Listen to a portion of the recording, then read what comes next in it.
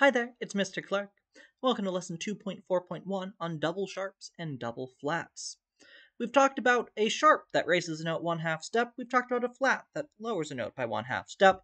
Double sharps and double flats do exactly what you would expect them to. A double sharp raises a note 2/2 steps, and a double flat lowers a note by 2/2 steps.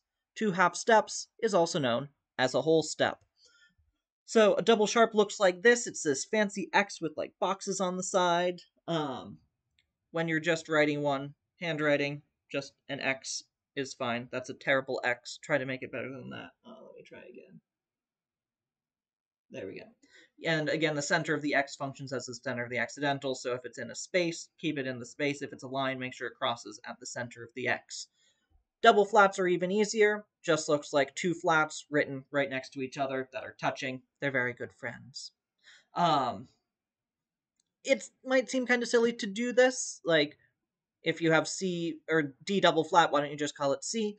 There are some specific reasons for doing this, especially as you get into keys with more sharps and flats, and we'll take a look at one of those reasons very soon. Uh, Theoretically, you can have, triple and quadruple accidentals, so triple sharp would look like this, where you have the double sharp and then an extra sharp to the left, quadruple sharp, triple flat, quadruple flat.